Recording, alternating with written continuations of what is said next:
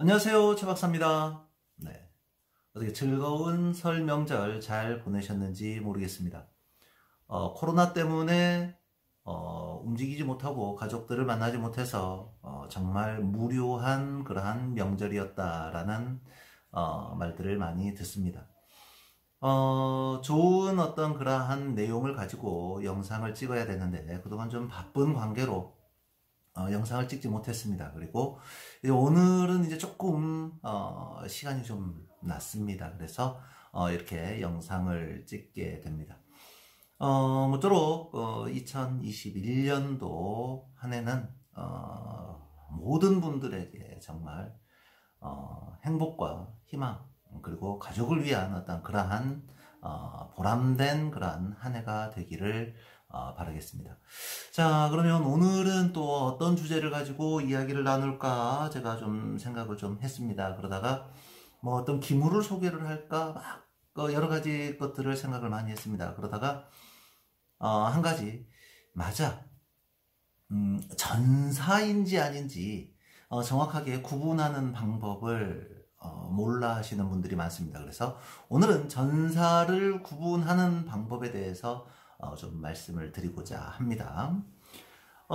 저도 처음에 도자기를 하기 시작했을 때 전사가 뭐지? 뭐 복사인가? 뭐 인생가? 뭐 이렇게 많이 생각을 했습니다. 그리고 그것을 구분해내는 것은 정말 힘들었습니다. 누구도 알려주지 않았었거든요.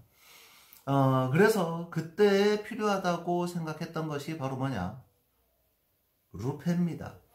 자, 이거는 제가 뭐 120배까지 80배에서 120배까지 확대가 가능한 그런 루페입니다. 요거는 3만원짜리입니다. 3만원. 뭐 어디서 샀냐? 뭐 이것도 역시 그런데 이 인터넷 경매하시는 데 있지 않습니까? 그런 데서 이제 3만원 주고 구입을 했습니다. 어디서 구입할 데가 없었습니다. 물론 돋보기 6배짜리 돋보기 같은 걸로 보기는 했었습니다. 그런데 정말 필요한 거는 이렇게 크게 볼 수 있는 100배 이상 볼 수 있는 그런 루페가 꼭 필요했었거든요. 그런데 나름 잘 나온 것 같습니다. 3만원이었는데 자, 뒤에 버튼이 있습니다. 누르면 자, 보이실까요? 이 앞쪽에 불빛이 비칩니다. 이렇게. 그래서 도자기의 표면에 갖다 대면 그 부분을 아주 밝게 빛나게 해줍니다. 그래서 어떤 색깔 도자기든지 검정색이든 뭐 흰색이든 어떤 도자기든 밝게 비춰주고 그 부분을 확 당겨서 보여주기 때문에 굉장히 보기는 편합니다. 이거 이렇게 조리개가 있습니다. 이렇게 돌려가면서 상을 맞추면 됩니다. 그리고 선명하게 보일 때까지 돌려주면 됩니다. 처음에 루페를 가지고 도자기를 처음 봤을 때는 정말 굉장한 황홀한 느낌을 받을 수가 있을 겁니다. 자, 그렇다면 먼저 전사 바로 들어가겠습니다. 루페를 가지고 전사를 어떻게 보느냐? 일단 루페 보통 어떤 루페든 상관없습니다. 루페를 가지고 도자기 표면에 대고 보기 시작합니다. 이렇게. 그리고 이걸로 이렇게 조리개로 이렇게 조절을 좀 해줍니다. 비율을. 그러면 유면에 기포가 보이실 겁니다. 그러면 루페를 보는 법부터 말씀을 드리면 이 기포가 어떻게 형성되어 있는지 선명하게 비추는지 아니면 도자기 표면에 자잘하게 나타났는지 아니면 전체적으로 기포가 올라오는지 아니면 하나만 크게 올라오는지에 따라서 달라집니다. 그리고 기포의 색이 어떻느냐를 봐야 됩니다. 기포의 색이 일단 누르스름해야 됩니다. 기포의 색은 진하면 진할수록 좀 더 시대가 좀 오래된 것이다 라고 생각을 하시면 될 겁니다. 그래서 루페를 가지고 보면서 기포를 관찰하는 겁니다. 기포는 선명하고 뚜렷할수록 좋고 그 선명하고 뚜렷한 것이 색깔이 누렇게 발해 있을 때가 더 좋습니다. 그리고 기포는 큰 기포가 있고 이 큰 기포 속에 작은 기포가 또 생깁니다. 기포 속에 기포, 또 기포를 머금고 있습니다. 기포가 겹겹이 쌓여서 나타났을 때 우리는 오래된 도자기다 이렇게 말합니다. 일종의 포도송이처럼 기포가 덩굴져서 이렇게 주렁주렁 매달려 있는 것처럼 보입니다. 그리고 정말 오래된 도자기는 전체적으로 기포가 있습니다. 그리고 이 기포가 터져 나가면 종안이라고 그러죠. 이 종안도 발견이 됩니다. 기포가 위로 올라오면서 이게 빵 터져서 위쪽이 날아가 버리고 이 터져 있는 것만 보이는 것이 이제 종안이라고 합니다. 그래서 우리가 도자기 표면에 구멍이 뻥뻥 뚫려 있는 거, 검정색으로 볼펜으로 푹 찍어 놓은 것 같은 뭐 그런 느낌들, 이것을 이제 종안이라고 하지요. 도자기의 숨구멍. 자, 도자기의 수분이 위로 점점 올라와서 유면을 뚫고 밖으로 팍 터져 나가는 것, 이걸 기포라고 합니다. 그러면 이 기포의 색을 여러분들은 잘 찾아야 됩니다. 어떤 색이냐, 이렇게 철 성분을 포함하고 있느냐, 뭐 이런 것들을 따져서 봐야지요. 그리고 터져 나간 종안 부분이 어떻게 보이느냐에 따라서도 좀 달라집니다. 그러면 기포가 있으면 그건 전부 다, 기포가 있으면 전부 다 오래된 도자기냐? 아닙니다. 기포는 물에 넣고 끓이면, 도자기를 물에 넣고 오래 끓이면 기포는 생성이 됩니다. 그래서 기포 감정으로도 명확하게 구분할 수 없다라는 겁니다. 그래서 최근에는 오래된 도자기처럼 보이기 위해서는 압력밥솥에 넣고 도자기를 푹 삶습니다. 그냥 쪄버립니다. 압력밥솥에 넣고 계속 찝니다. 그러면 기포가 올라옵니다. 그리고 기포 색깔이 두루스름하게 변하게 되지요. 자, 이렇게 되면 이제 더욱더 찾기가 힘들어지게 되는 거죠. 하지만 도자기라는 것은 자연스러운 세월감이 있어야 됩니다. 자연스러운 세월감. 아무리 깨끗하고 아무리 신작처럼 보이지만 그 속에서 세월감은 느껴지는 겁니다. 어떻게 100년, 200년, 300년, 400년 된 도자기가 너무나 흠결 하나 없이 너무나 깨끗하다. 뭔가 이상하지 않습니까? 도자기도 나름대로 나이를 먹습니다. 그러니까 그 나이 먹는 법을 우리는 알아야 됩니다. 그런데 하나만 덩그러니 놓고 보면 절대 알 수가 없습니다. 그래서 여러 개를 놓고 같이 봐야 된다는 겁니다. 그런데 더욱 중요한 것은 여러 개를 놓고 비교를 해봐도 진품이 없으니 비교할 수가 없는 겁니다. 정말 아이러니하죠. 진품이 있으면 이게 진품이구나 라고 해서 확신할 수가 있고, 이거랑 다른 건 어떤 거구나 확신을 할 수가 있는데, 진품도 종류가 여러 가지입니다. 정말 미쳐버리겠죠. 이게 바로 중국 도자기의 함정입니다. 내가 하나를 알았다 싶으면 또 다른 모르는 10가지가 등장을 합니다. 우리는 보통 말하죠. 하나를 알면 10가지를 안다. 문일지십이라고 하는데, 하나를 알고 났는데 10가지를 모르는 겁니다. 그리고 또 100가지를 모릅니다. 내가 알고 있는 것은 고작 하나입니다. 같은 가마에서 나온 도자기도 불이 많이 닿는 부분과 불이 조금 닿는 부분, 그리고 먼저 넣는 것과 나중에 넣는 것, 먼저 꺼낸 것, 나중에 꺼낸 것, 입구에 가까이 있는 것, 멀리 있는 것, 첫 번째 가마에 구운 것, 두 번째 가마에 구운 것, 오늘 구운 것, 어제 구운 것, 말리는 게 며칠 동안 말렸느냐, 도자기가 두껍냐 얇냐, 전부 다 다릅니다. 그거 어떻게 우리가 다 구분을 해내겠습니까? 정말 힘들지요. 그래서 일단 우리가 전사만이라도 좀 알자라는 겁니다. 전사. 그럼 전사를 어떻게 구분하느냐? 자, 먼저 제가 대표적인 전사를 몇 개 보여드리도록 하겠습니다. 자, 밑에 뭐라고 써져 있냐? 자, 한번 보시겠습니다. 아이고야. 한번 보겠습니다. 자, 걸륭 어제입니다. 어제. 걸륭 어제. 자, 어제와 연제는 좀 다르죠. 어제는, 자, 이렇게 생각하시면 됩니다. 어제는 황제가 사용했다 라고 생각하시면 되고, 연제는 걸륭 연도에 만들어졌다, 그 연도에 만들어졌다라는 겁니다. 자, 송석노규, 그 송석노규로 전체적으로 시유가 되어 있죠. 그 다음에 여기에 붉은색 분체로 아름다운 꽃이 있습니다. 자, 한번 보시죠. 자, 가까이에서, 자, 제가 없어지면 보일란가요? 네, 잘 안 보이지요? 하지만 잘 보이도록 한번 최대한 노력을 해보겠습니다. 자, 잘생긴 제 얼굴이 나오네요. 안 나와야 되는데. 자, 도자기 표면에, 유면에, 자, 이쪽, 아래쪽은 더 잘 보입니다. 아래쪽에, 자, 빅렬이 보이실 겁니다. 그렇죠? 전체적으로 이 송석로교가 시유가 된 부분에 빅렬이 보입니다. 자, 저는 이 빅렬을 보고 이 도자기를 구입을 했거든요. 그리고 분체가 아름답고 아주 선명했습니다. 이게 전사이겠느냐? 설마 했지요. 가지고 와서 봤습니다. 이야, 정말 이렇게 아름다울 수가 없어. 정말 너무너무 멋져. 라고 생각을 했지요.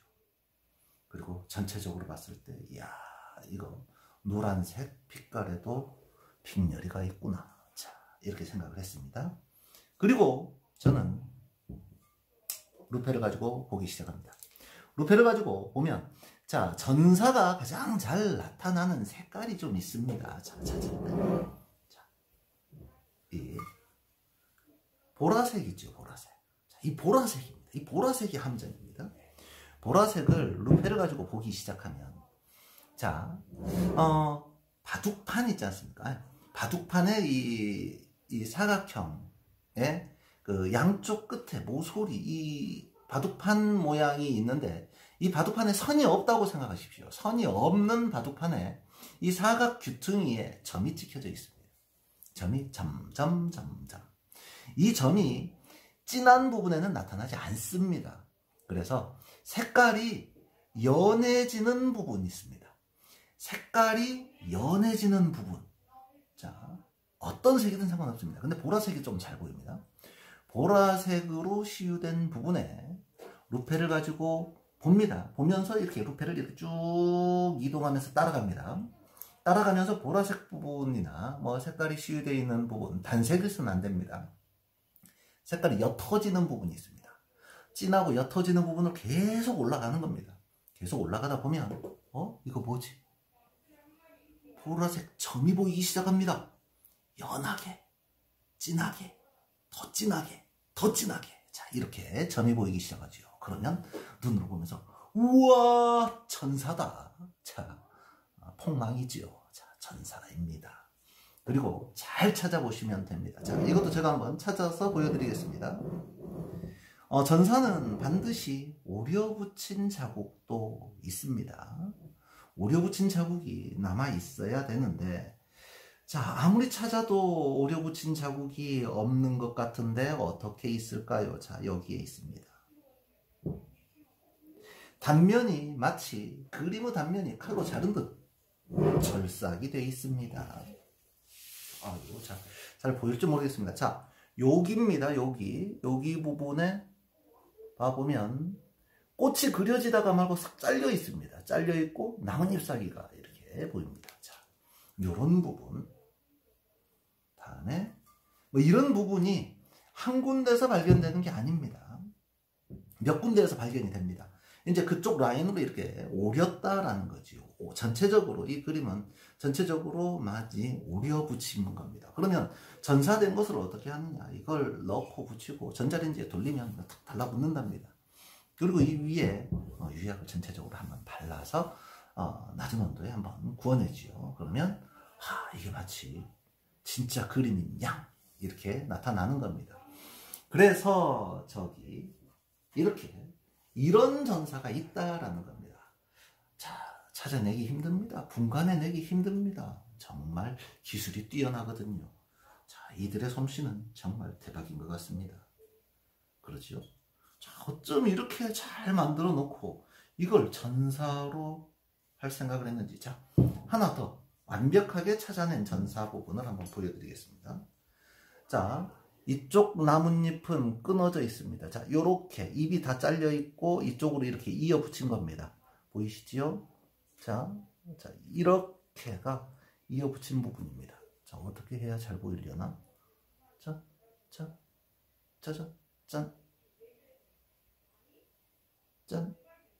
짠. 네, 여기 이렇게 잘려져 있는 부분 보이시죠? 이렇게 요런 것을 찾아내야 전사라는 것을 확인할 수 있다라는 겁니다. 자, 비싸게 주고 사지 않았기에 자, 이런 것은 자료용으로 충분한 가치가 있었습니다. 그리고 뭐 이 정도 전사면 뭐 걸륭 때 뭐 전사가 있었다라고 하는데 제가 봤을 때 걸륭 때 전사는 뭐 이렇게 붙여서 만든 그런 전사였을까? 아니 뭐 잘라서 오려 색을 칠하고 붙였을 텐데 잘라서 색을 칠하고 붙였지만 점처럼 찍혀있는 그런 전사는 아니었을 거다라는 거지요. 왜? 도공들이 도자기에다가 못 그리니 종이나 다른 곳에 그려서 그것을 붙였다라는 얘기가 되겠지요. 그렇기 때문에 점점이 박혀있는 그런 거는 우리가 말하는 걸륭전사나 이 후에 만들어진 그런 전사품은 아니다라는 얘기입니다. 그래서 점점이 박혀있는 그런 그림이 나타난다. 모두 다 뭡니까? 전사입니다. 자, 요런 식으로 된 것들 다시 한번 주의 깊게 살펴보셔야 됩니다. 우리가 중국 도자기를 하는 이유는 전사 살려고 하는 거 아니지 않습니까? 그렇죠? 자, 두 번째, 아주 엄청난 거 하나 보여드리겠습니다. 자, 분체입니다. 어마어마하죠? 아주 대박입니다. 기가 막히게 그렸습니다. 카메라가 왜 자꾸 꺼지는지 모르겠습니다. 자, 이거 다 전사입니다. 어디가 전사일까요? 바로 이런 나비, 다음에 이 꽃, 새, 이런 모든 것들이 다 전사입니다. 루페로 보고 깜짝 놀랐습니다. 뭐 물론 놀라지는 않았지요. 처음에 저는 이 분체가 너무 좋았습니다. 분체가 너무 좋아서 행여 혹시 방품 정도만 돼도 괜찮겠다라고 생각을 했지요. 그래서 저기 깨졌고 방품이니 한번 봐보자. 그리고 전사인지 아닌지를 좀 확인을 좀 해보자 라고 생각을 했습니다. 이거 솔직히 이거 뭐 깨졌어도 이거는 제가 3만원에 샀지만 시중에서는 이런 거 한 10만원 15만원은 기본으로 갑니다. 그냥 놔둬도 이거 전사라고 말하고 이거 이렇게 수리가 됐습니다 해도 15만원은 좋게 되는 그런 겁니다. 크기가 굉장히 크거든요. 그리고 이 분체가 너무 좋기 때문에 이 개광 속에 있는 거 이런 것을 우리는 흔히 말하는 일도전사라고 합니다. 한 부분만 전사 처리가 된 것이다. 그래서 일도전사라고 하죠. 이거는 이 그림 부분만 전사 처리가 된 겁니다. 이것 빼고 나머지는 굉장히 괜찮습니다. 무게가 엄청납니다. 그래서 야 이거는 정말 잘 만들어진 전사다라는 게 확실하게 느껴지는 그런 제품입니다. 자, 이런 것을 볼 때도 여러분들 이렇게 색이 연한 부분을 봐야 됩니다. 그래야지 전사인지 아닌지를 확인할 수 있다는 겁니다. 연한 부분에 봐보면 진한 부분은 저기 색깔이 그냥 원색 그대로 나타납니다. 그런데 색깔이 점점 연해지면서 이 찍히는 반점이 점점 연하게 찍히게 됩니다. 점이 찍히면서 점점 연하게 하면서 백자 쪽으로 가면서 이 색이 날아가면서 없어진다라는 거죠. 그러니까 도자기를 하신다고 하는 분들은 무조건 다 뭐를 준비하셔야 되냐? 맞습니다. 바로 우르펜은 꼭 하나씩 있어야지요. 자, 요런 전사가 있습니다. 자, 내려가도록 하겠습니다. 다음에 요런 겁니다. 여러분들 많이 보셨지요? 보통 내병, 장군, 관 이렇게도 말하죠. 자, 이렇게 뚜껑 있는데 뚜껑의 유무 이런 것도 있겠지만 거의 의미 없다고 보시면 됩니다. 어떤 모양이고 어떻게 만들어졌고 뭐가 쓰였든지 뚜껑은 똑같이 이걸 사용하고 있었습니다. 정말 신기했습니다. 아래에 강희가 써졌는데 모양은 이거랑 비슷했습니다. 강희가 써졌었는데 뚜껑을 이걸 썼습니다. 똑같은 걸 이걸 썼습니다. 밑에 걸륭이 써졌는데 이걸 썼습니다. 그래서 뚜껑이 다른 거 아닌가 해서 와서 제가 이거를 비교를 해봤습니다. 자, 여러분들 똑같은 것처럼 보이시나요? 아니지요. 뭐가 다르죠? 녹색 색깔이 다릅니다. 녹색 색깔이 다르지요. 그리고 이거는 뭐 술병으로 이거 뭐 하사품으로 내려진 뭐 그런 병이다라고 제작해서 만들어진 것 같은데, 자, 요게 이건 전체적으로 봐보면 위에다가 마치 코팅해 놓은 것처럼 뭐 이렇게 돼 있습니다. 이거 전부 전사입니다. 이거 이런 전사가 있다라는 겁니다. 그러니까 제가 아까 말씀드렸죠, 전사의 종류. 그래서 오늘은 전사의 종류가 자 요렇게도 나눠진다. 이거는 전체가 다 전사입니다. 그림이 없습니다. 전부 다 오려 붙이고 잘라 붙인 것들입니다. 그렇기 때문에 이거는 어디를 봐도 이거는 도자기 위에 그대로 표면에 그려졌는데 정말 잘 그린 거 아닌가? 정말 잘 붙인 겁니다. 그러니까 여러분들 절대 속지 않았으면 좋겠습니다. 물론 뭐 이런 것들은 뭐 수출용 도자기로 판매가 될 때는 이런 거는 보통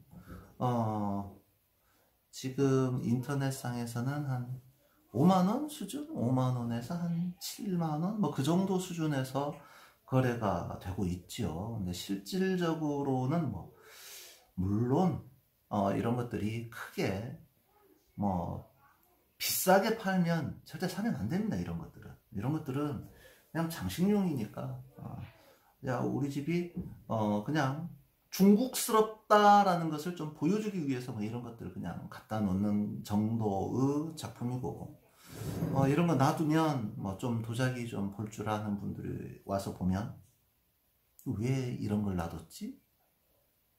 이렇게 생각하실 겁니다. 그러니까 이런 것들은 가급적이면 좀 피하시는 게 좋습니다. 그래서 요런 도자기들, 자, 이런 것들 전부 다 현대공예품이라고 생각하시면 됩니다.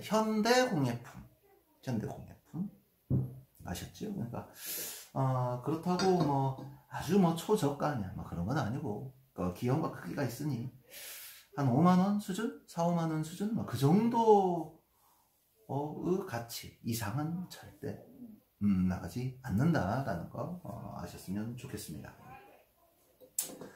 그리고 루페는 뭐 그렇게 본다라는 거 이제 대충 말씀을 드렸고, 도자기를 그러면 관리는 어떻게 하느냐라고 또 어떤 분이 물어보셨습니다. 도자기 관리는 어떻게 하면 좋습니까? 뭐 다른 거 있습니까? 그냥 햇볕 잘 드는 곳에 도자기를 쫙 세워 두십시오. 햇볕이 아주 잘 드는 곳에 도자기를 쭉 세워 두시면 됩니다. 아니, 그게 무슨 말이에요? 햇볕이 잘 드는 곳에 도자기를 세워 두다니요.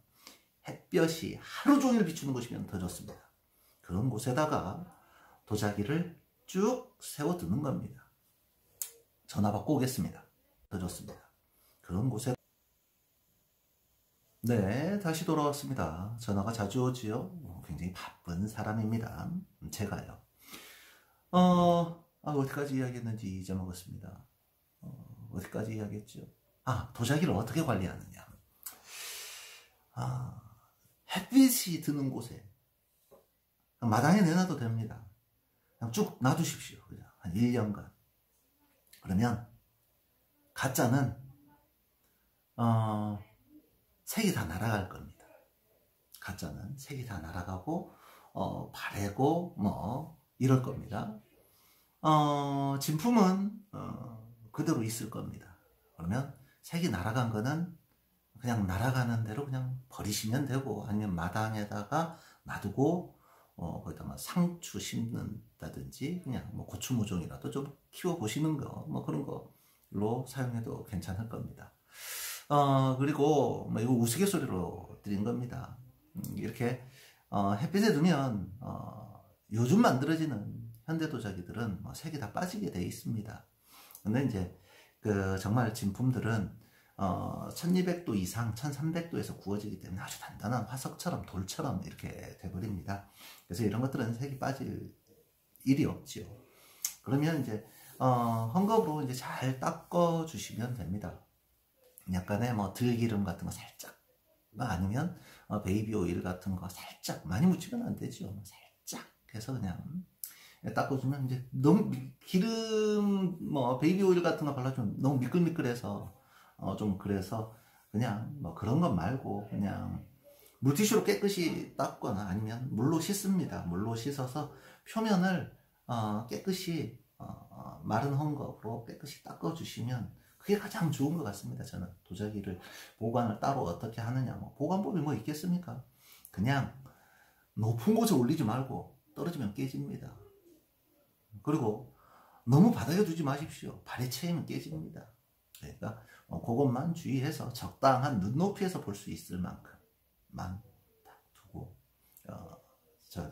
잘 닦으면서 보면 좋습니다. 그리고 장갑 끼고 만지지 마십시오. 뭐 이거 뭐 한다고 뭐 명품 가방입니까? 장갑 끼고 만지게. 저는 그것도 우습습니다. 명품 가방 뭐 평생 장갑 끼고 다닐 겁니까?